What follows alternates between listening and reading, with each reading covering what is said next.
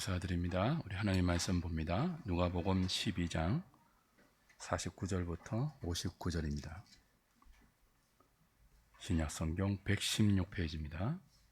누가복음 12장 49절부터 59절까지 제가 한 절, 여러분이 한 절 교독합니다. 내가 불을 땅에 던지러 왔노니 이 불이 이미 붙었으면 내가 무엇을 원하리요?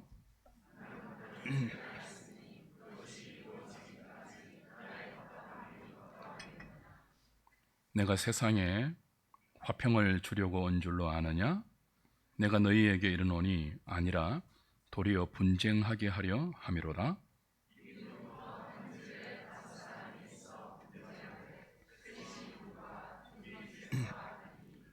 아버지가 아들과 아들이 아버지와 어머니가 딸과 딸이 어머니와 시어머니가 며느리와 며느리가 시어머니와 분쟁하리라 하시니라.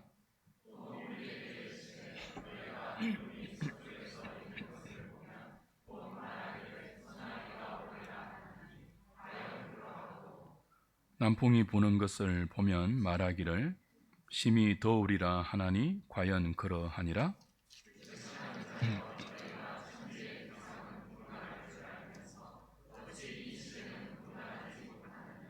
또 어찌하여 옳은 것을 스스로 판단하지 아니하느냐? 내가 너를 고발하는 자와 함께 법관에게 갈 때에 길에서 화해하기를 힘쓰라. 그가 너를 재판장에게 끌어가고 재판장이 너를 옥졸에게 넘겨주어 옥졸이 옥에 가둘까 염려하라. 내게 이르노니 한 푼이라도 남김이 없이 갚지 아니하고서는 결코 거기서 나오지 못하리라 하시니라. 아멘.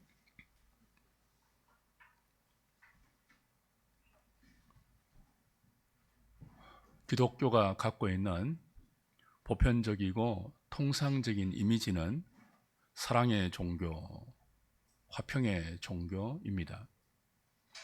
그런데 오늘 본문에서 주님은 그 통상적인 기독교의 이미지와는 전혀 어울리지 않는 말씀을 하십니다.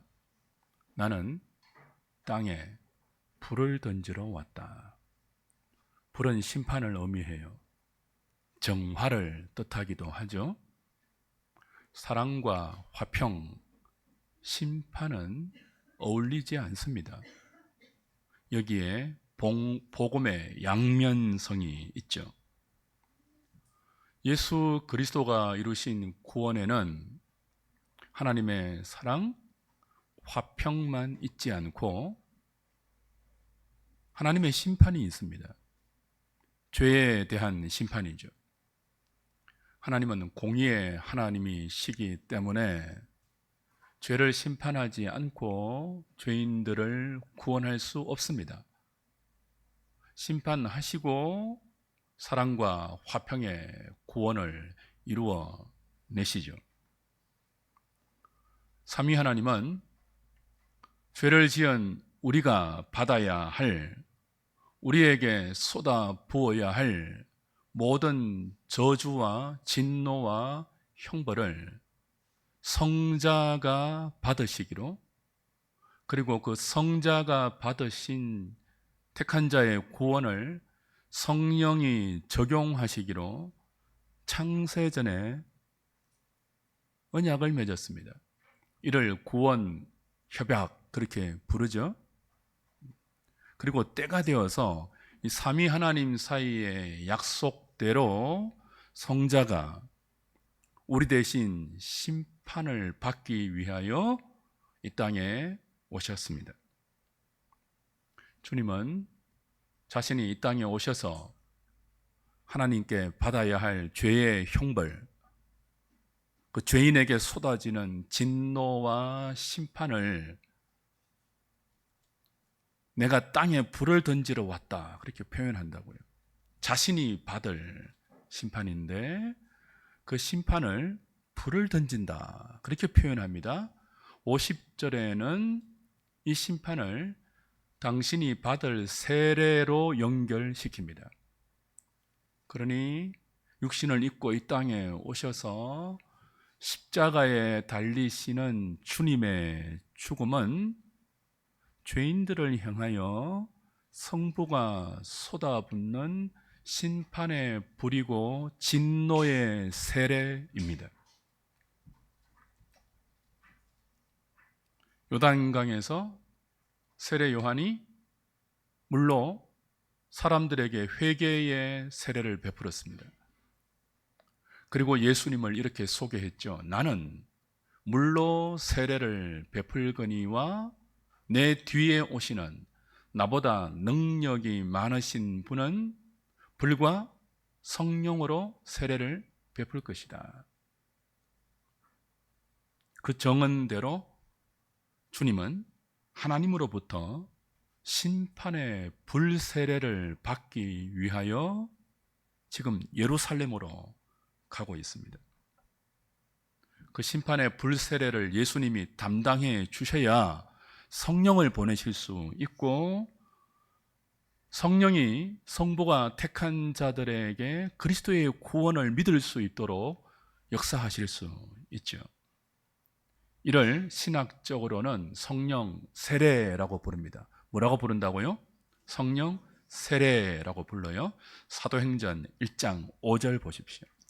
누가복음의 후속편이죠. 사도행전 1장 5절입니다.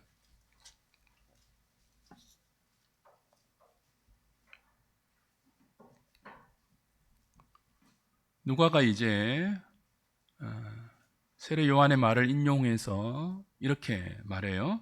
요한은 물로 세례를 베풀었으나 너희는 몇 날이 못되어 성령으로 세례를 받으리라. 예수님의 말씀을 누가가 이렇게 세례 요한의 말을 인용해서 기록하고 있죠. 근데 조금 다르죠? 누가복음 3장에서 세례 요한이 나는 물로 세례를 주지만 내 뒤에 오시는 주님은 불과 성령으로 너희들에게 세례를 베풀 것이라 라고 약속했는데, 예언했는데, 그 예언의 성취를 주님이 이루실 것을 사도행전 1장 5절은 이렇게 말한다고요. 요한은 물로 세례를 베풀었으나 너희는 몇 날이 못되어 무엇으로요? 성령으로 세례를 받으리라. 여기 무엇이 빠졌죠? 불이 빠졌잖아요. 자, 세례 요한은 예수님을 불과 성령으로 세례를 베푸실 분이라고 소개했는데, 그 약속이 성취되는 사도행전 1장 5절의 말씀은 불세례가 빠진다고요. 성령 세례만 남아있죠. 왜 그렇습니까? 예수님이 십자가에서 이미 자기 백성을 대신하여 하나님의 심판을 담당하는 심판의 불세례를 받으셨기 때문이죠. 그 은혜로 그리스도 안에서 성부에게 택함 받은 주님의 백성들이 심판의 불세례를 받지 않고 성령의 불세례, 구원을 받습니다. 사랑하는 여러분, 주님이 십자가에서 우리 대신 심판의 불세례를 받아야, 그 불이 땅에 던져져야 자기 백성들의 죄가 정화됩니다. 그리고 그 불이 던져져야 죄와 사망의 종로로 타면서 비참한 삶을 살던 인생이 하나님께 돌아와 새로운 생명의 삶을 시작할 수 있습니다. 그런데 아직 이 불이 던져지지 않고 있어요. 주님이 받아야 할 이 죽음의 세례가 아직 이루어지지 않고 있어요. 여전히 사람들은 죄와 사망에 매여서 그 죄가 가지고 오는 모든 비참의 굴레 속에서 신음하고 허덕이고 있습니다. 제자들도 아직 이 불을 받지 못하고 있습니다. 그래서 주님의 마음이 심히 안타깝습니다. 49절, 50절 다시 보십시오. 오늘 본문 49절, 50절. 내가 불을 땅에 던지러 왔노니 이 불이 이미 붙었으면 내가 무엇을 원하리요? 아직 붙지 않았다는 거예요. 나는 받을 세례가 있으니 그것이 이루어지기까지 아직 세례를 받지 않았다는 거죠. 나의 답답함이 어떠하겠느냐? 누구든지 주님이 베푸시는 성령 세례를 받아야 그분이 십자가와 부활로 이루신 하나님의 구원이 믿어지고 하나님의 친백성이 될 수 있는데 아직 그 불이 던져지지 않았어요. 십자가에 아직 달리지 않았잖아요. 아직 그 죽음의 세례가 주님의 머리 위에 부어지지 쏟아지지 않았다고요. 그래서 주님이 어디로 가고 있습니까? 지금 예루살렘으로 가고 있습니다. 뭐 하기 위해서요? 심판의 불을 던지기 위해서. 십자가에 달려 자신이 심판의 불세례를 받아 그 심판의 불세례를 끌어안고 성령의 세례를 이 땅에 또 다른 불로 던지기 위하여 십자가로 가고 계십니다. 그래야 우리를 지옥의 심판에서 건질 수 있기 때문이죠.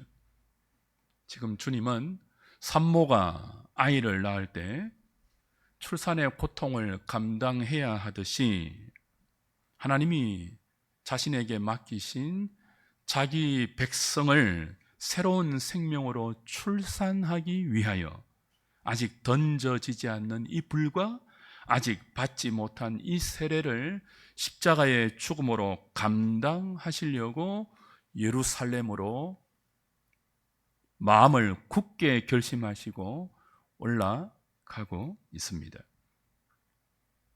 저와 여러분의 구원이 그렇게 이루어졌습니다.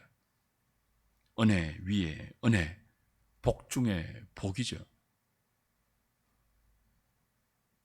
이 은혜보다 더 큰 은혜가 없고요. 이 신령한 복보다 이 땅에 더 좋은 복은 없습니다. 내가 받아야 할 심판의 불을, 내 머리 위에 쏟아져야 할 하나님의 진노의 불길을 주님이 온몸으로 다 끌어안으시고 십자가의 죽음으로 담당하셨고,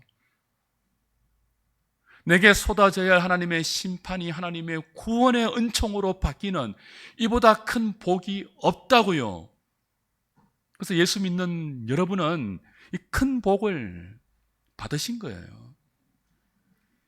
이 신령한 복을 나누어 주는 사람으로 이제 여러분의 남은 생은 여러분에게 또 다른 의미를 부여하고 또 다른 목표를 설정해서 여러분을 거기로 생명이라는 이름으로 초대하고 있잖아요. 그런데 이 십자가의 은혜 앞에 세상이 나뉩니다. 사람들이 분열됩니다. 한 가정에 식구가 5이 있다면 둘과 셋으로 혹은 셋과 둘로 이 복음 앞에 이 십자가의 은총을 받아들이는 구원의 백성과 이 십자가의 은총을 배척하고 거절하는 심판의 사람들로 나뉜다고요. 51절부터 보십시오. 내가 세상에 화평을 주려고 온 줄로 아느냐? 내가 너희에게 이르노니 아니라 도리어 분쟁하게 하려 함이로라. 이후부터 한 집에 5사람이 있어 분쟁하되 셋이 둘과 둘이 셋과 하리니 아버지가 아들과 아들이 아버지와 어머니가 딸과 딸이 어머니와 시어머니가 며느리와 며느리가 시어머니와 분쟁하리라 하시니라. 자, 한 집의 식구들이 십자가 복음 앞에서 분열됩니다. 갈라집니다. 나누어집니다. 부모와 자식이 갈리고요. 형제와 자매가 다투고요. 고부와 며느리가 싸웁니다. 왜 복음이 사람을 나눌까요?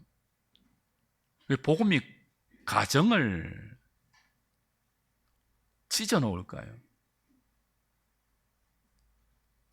주님이 던지는 복음의 불이 사람 사이의 분열을 초래하는 생각의 변화, 가치관과 관점과 세계관의 변화를 초래하기 때문입니다. 사람은 그냥 살지 않습니다. 모든 사람은 각기 자기 나름대로 생각의 틀을 갖고 있습니다. 세상을 보는 자기 나름의 안목과 뷰, 세계관을 갖고 있습니다. 자기가 끼고 있는 그 틀 안에서, 그 안경 안에서 자기 인생을 보고 세상을 해석하고 계획합니다. 그리고 그 계획 안에서 그 자신이 끼고 있는 월드뷰, 이 세상을 보는 관점, 시점, 그 안경 안에서 계획을 하고 그 계획 안에서 실패와 성공을 맛봅니다. 기생충이라는 영화의 유명한 대사 기억나십니까? 송강호가 한 대사예요. 너는 다 모르세요? 이 유명한 대사는 너는 다 계획이 있구나. 이 계획이 뭐예요? 세계관이에요. 근데 송강호는 나는 계획이 없는 게 내 계획이야 라고 말했죠. 이 또한 뭐예요? 자기 나름대로의 세상을 해석하고 보는 틀이죠. 세계관이죠. 세계관이 굉장히 강렬한 영향력을 행사합니다. 피는 물보다 진하죠. 혈연은 피로 묶어진 관계입니다. 가족 공동체는 피의 공동체예요. 그런데 이 피보다 진한 게 있습니다. 뭘까요? 세계관입니다. 혈육 간에도, 부자 간에도, 모녀 간에도, 고부 간에도 생각이 다르면, 그 생각의 틀이 다르면, 세상을 보는 이 자신의 안경과 눈이 다르면 분쟁합니다. 부딪힙니다. 갈등합니다. 싸웁니다. 선거 기간만 되면 가족이라도 뭐예요? 다투죠. 어느 빨간 당이니 파란 당이니.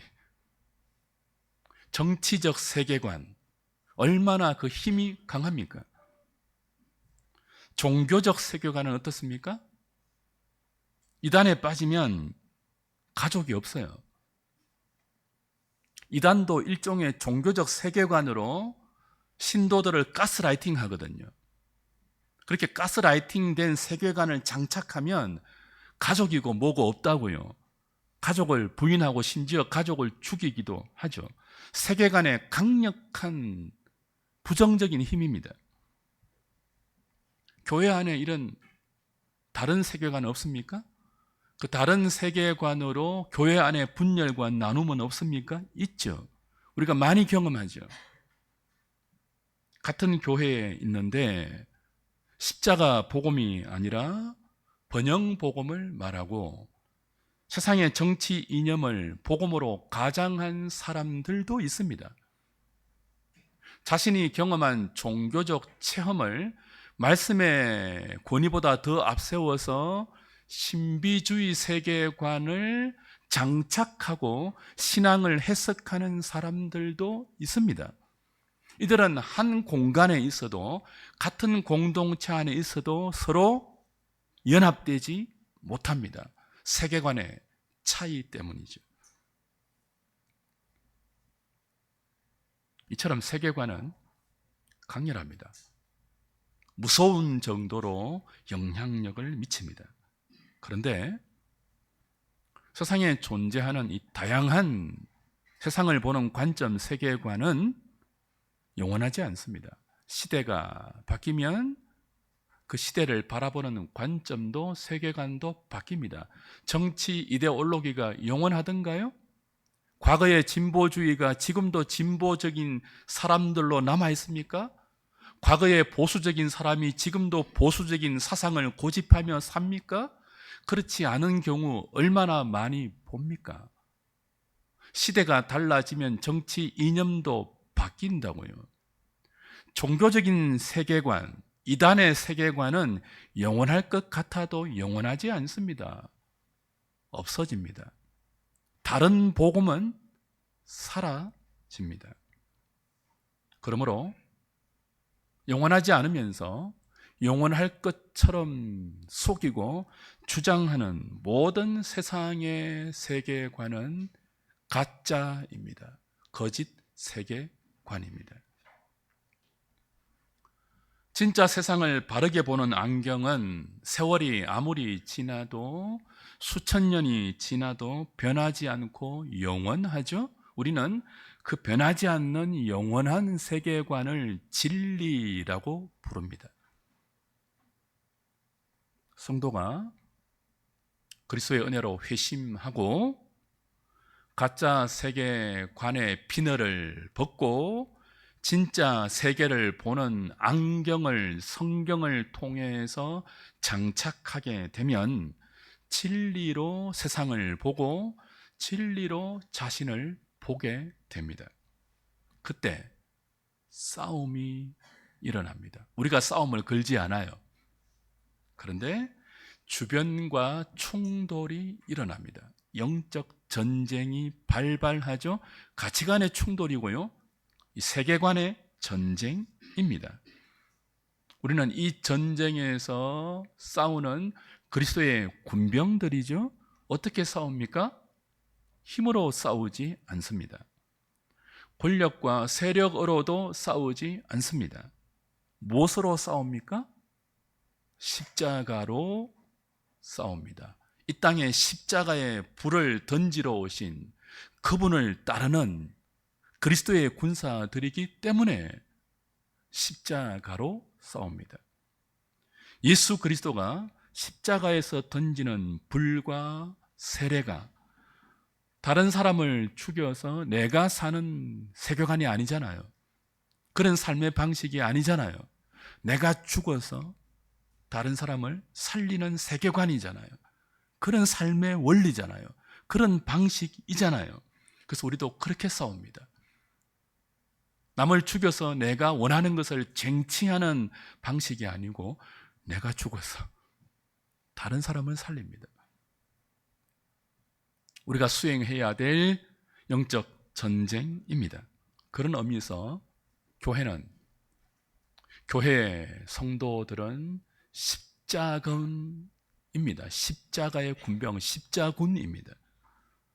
중세에 십자가를 앞세워서 다른 사람을 죽이고 자신의 원하는 것을 쟁취했던 로마의 가짜 십자군이 아니고요. 진짜 십자군. 내가 약함으로 주님의 강함을 드러내고 자기 십자가를 지고 자기를 부인하는 자기 죽음으로 싸우는 진짜 십자군이 그리스도의 몸된 교회이고 그 안에 지체된 저와 여러분 성도들이죠.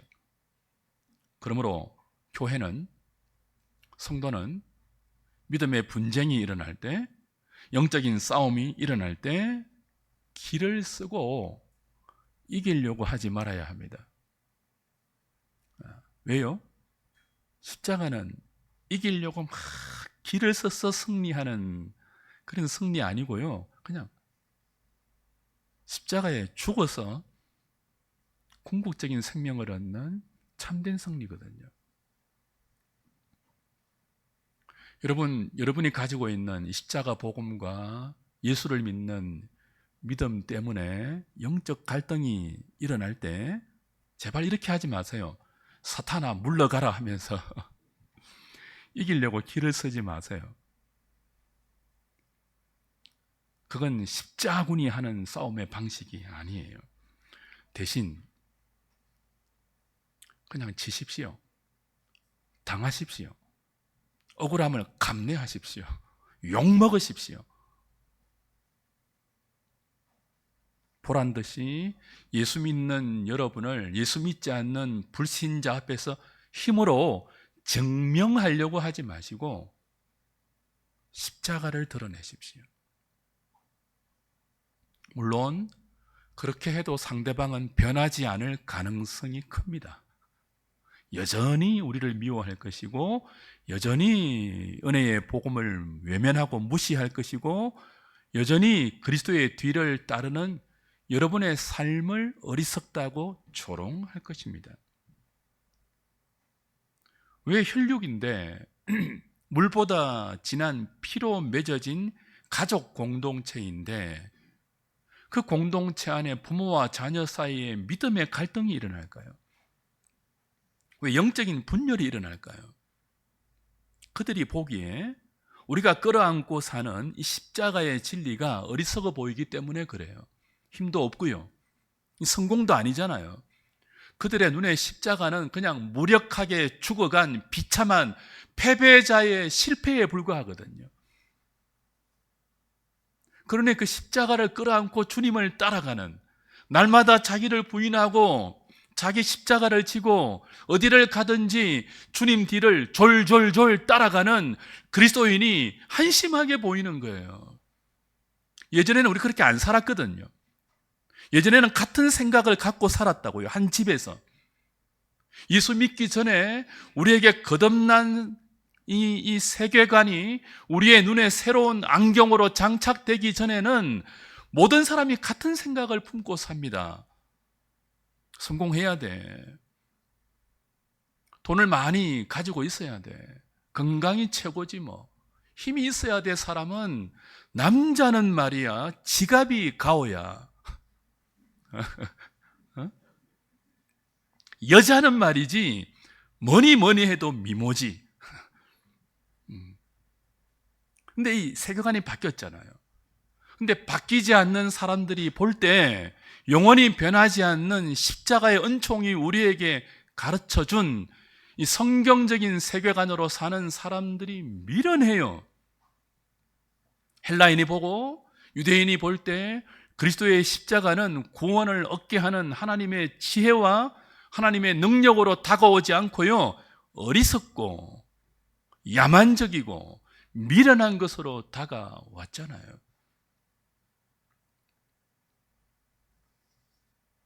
그들에게 십자가는 구원이 아닙니다. 능력이 아니에요. 지혜가 아니에요. 복을 받는 통로도 아니에요. 그들이 말하는 능력은 눈에 보이는 힘이고 그들이 소원하는 구원은 눈에 보이는 복을 받는 거예요. 예수가 내 대신 하나님의 쏟아지는 진노의 불을 다 감당하시고 나에게 성령으로 세례를 주어 당신이 십자가와 부활로 감당하신 우리의 구원을 믿게 하는 이 구원의 복은 복이 아니라고 여기고 다른 사람보다 큰 소리 칠 수 있고 영향력을 미칠 수 있고 보란 듯이 살 수 있는 눈에 보이는 힘, 지위, 권세, 권력을 가지는 것이 복이라고 생각하죠. 그들에게 십자가는 그리스도가 우리를 인도하는 생명의 길은 미련한 길일 뿐이에요. 따라가고 싶지 않는 저기 넓은 평탄한 매력적인 인생의 길이 수두룩하게 있는데 왜 좁고 협착하여 찾는 이가 적는 이 길을 가려고 하겠습니까? 그러니 싸우죠.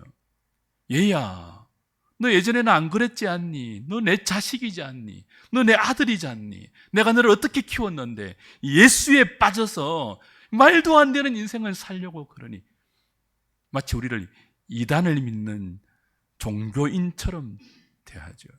그때 뭐 하라고요? 이기려고 하지 마시라고요.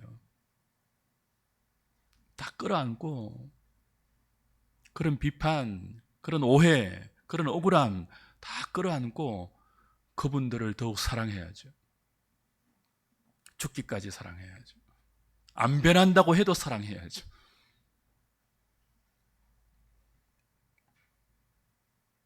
주님은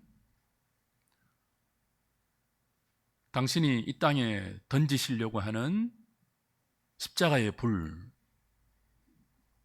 당신이 하나님께 받는 진노의 세례를 통하여 우리와 하나님을 화목시키려는 그 죽음의 세례를 알지 못하는 이 세대, 이 세상을 향하여 이렇게 탄식하십니다. 54절부터 보십시오. 이제 대상이 제자들에게서 다시 무리에게로 옮겨집니다. 54절, 또 무리에게 이르시되, 이 무리는 십자가를 모르는 사람들이죠. 은혜의 복음을 깨닫지 못할 사람들이죠. 너희가 구름이 서쪽에서 이는 것을 보면 곧 말하기를 소나기가 오리라. 하나니 과연 그러하고 남풍이 부는 것을 보면 말하기를 심히 더우리라 하나니 과연 그러하니라.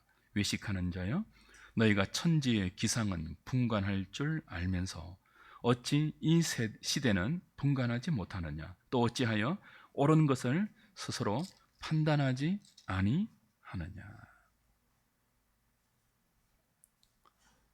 사람들은 비가 오고 바람이 부는 것은 예상하고 대비합니다. 일기예보를 보죠. 그런데 주님이 장차 오셔서 행하실 영원한 불심판, 그것은 대비하지 않습니다. 천체의 기상은 예상하고 대비하고 깨어서 준비하는데, 자신의 영원한 운명이 달린 영원한 심판을 예상하거나 준비하지 않습니다. 당시의 비는, 당시의 바람은 농사의 중요한 기상도죠. 먹고 사는 일의 핵심이 바람과 비에 달려 있었습니다. 농경 사회니까요. 그래서 늘 바람에 신경을 썼다고요. 비바람이 아닐까? 비에 마음을 쏟았다고요. 생존이 거기 달려 있으니까. 요즘식으로 말하면 어떤 거예요? 사람들이 주식과 부동산 시세에 얼마나 민감합니까? 이 뉴스 들으면 주가 또 떨어지겠네. 저 뉴스 들려오면 부동산 시세 또 올라가겠구나. 얼마나 민감하고 거기에 예민하며 깨어서 준비합니까? 저는 주식을 잘 몰라요. 근데 조금 여러분에게 어드바이스 하려고 공부하다가 보니까 너무 복잡해요. 제 머리와 제 능력으로는 도무지 시세를 예측할 수 없더라고요. 근데 사람들은 24시간 모니터를 켜놓고 폰을 보면서 그 변하는 주가의 촉각을 곤두세우죠. 바람은 예측한다고요. 언제 비가 올까? 언제 시세가 올라가지? 뉴스에 시선을 집중하죠. 그런데 어디에는 둔감합니까? 자신의 영적 기상도에는 한없이 둔감합니다. 예수님 당시도 그랬고요. 지금도 그렇습니다. 교회 다니는 사람들이 예외입니까? 여러분은 예외입니까? 여러분은 영적 기상도에 대해서, 다른 사람의 영적 기상도 말고요, 여러분 자신의 영적 기상도에 대해서 민감하고 예민하십니까? 우리 지난주에 보았죠? 깨어서 준비하라.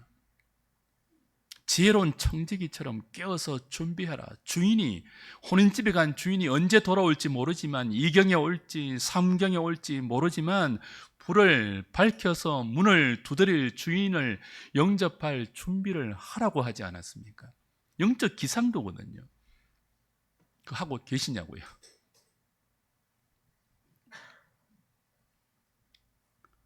세상 사람들이야 당연히 그런 준비 못 하겠죠. 그런 세계관이 없으니까. 이 세계가, 이 시대가, 이 현세가 전부니까요. 주님은 시대를 분별하지 못하는 사람들, 옳은 것을 스스로 판단하지 못하는 사람들을 향하여 외식하는 자여, 너희가 어떻게 기상은 분별하거늘 너희의 영적 운명은 예측하지 못하며 스스로 옳은 것을 판단하지 못하느냐라고 탄식하십니다. 많은 사람들이 무엇이 옳은가를 분간하지 않습니다. 내게 유익이 되는가? 내게 이익이 되는가? 그쪽으로만 판단하고 분간합니다. 많은 사람들에게 선은 무엇입니까? 무엇이 옳은 것입니까? 무엇이 의입니까? 이 세상의 공적 영역에서는요, 경제적 이익이 유일한 관심으로 자리 잡은 지 오래입니다. 종교적 신념은요, 우리가 믿고 있는 믿음은요, 개인의 종교적 세계관에 불과하다고 치부해요. 사적인 영역에서 각기 갖고 있는 자신의 세계관일 뿐이라고 치부하고, 공적 영역에서는요, 함께 언론하고 함께 이렇게 머리를 맞대는 공적 영역에서는요, 경제적 이익이 전부죠. 최고죠. 사람들은 이익이 되느냐, 이게 돈이 되느냐, 이게 우리나라에 유익하냐, 이게 우리 가정에 이익이 되느냐, 이게 내 앞날을 보장해 주느냐로 따라서 분간하고 거기에 따라서 판단하고 그것이 옳다고 주장합니다. 자기 생각, 자기 경험, 자기 기준, 자기 감정, 자기 기질이 옳고 그름의 판단 기준입니다. 여러분, 자기 생각, 자기 기질, 자기 정서 이런 것들은 상대적이잖아요. 절대적이지 아니잖아요. 근데 이 상대적인 자기 정서와 자기 기질을 절대 변하지 않는 절대 가치로 믿고 거기에 따라서 판단하고 거기에 따라서 시대를 분간한다고요. 그러니 그들의 눈에 십자가는 늘 어리석은 거죠. 계속 그렇게 살면 어떻게 됩니까? 마지막 58절, 59절 보십시오.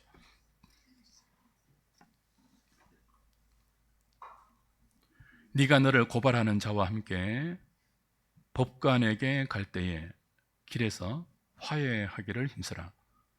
그가 너를 재판장에게 끌어가고 재판장이 너를 옥졸에게 넘겨주어 옥졸이 옥에 가둘까 염려하라. 네게 이르노니 한 푼이라도 남김이 없이 갚지 아니하고서는 결코 거기서 나오지 못하리라 하시니라. 계속 자기 기질, 자기 정서, 자기 경험, 자기 생각, 자기 가치관대로 따라서 살아가면 진리의 세계관이 아니고, 그죠? 십자가의 세계관이 아니고, 그죠? 그러니까 자기 기분대로 살아가면, 자기 주관대로 살아가면 그 마지막은 뭐예요? 주님을 변호사가 아닌 자신을 고소하는 고발자로 맞이할 날이 있다고 합니다.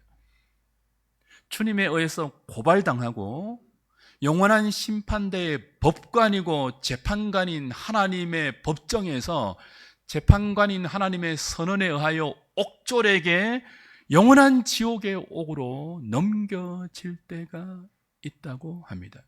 계속 그렇게 살면 세계관의 변화를 갖지 않고 십자가가 우리에게 불을 던져서 우리의 시선을 바꾸어 내는 그 새로운 안경을 여러분의 영적 눈에 장착하지 않고 그저 그전의 세상을 보는 정욕과 안목과 자랑의 안경으로 이 세상과 여러분의 미래를 계획하고 꿈꾸고 그 안에서 실패하고 성공하고 웃고 울며 살아가다 보면 그 종착점이 어디라고요? 주님을 고소자로 만나게 된다고요. 못이 아니고요, 여러분을 변호해 줄 변호사가 아니라 하나님의 심판대 앞에서 그런 인생은 아무도 변호해 주지 않습니다. 마귀가 참소하고요, 주님도 그를 법관인 하나님 앞에 고소하며 끌고 갈 것입니다. 얘가, 이 사람들이 아버지가 내게 맡기신 십자가의 불을 무시하고 조롱하고 외면했습니다. 배척하고 거절하고 반대했습니다. 성령을 훼손했습니다. 회방했습니다. 내가 주님께 받은, 아버지께 받은 이 고난의 십자가 세례를 짓밟았습니다.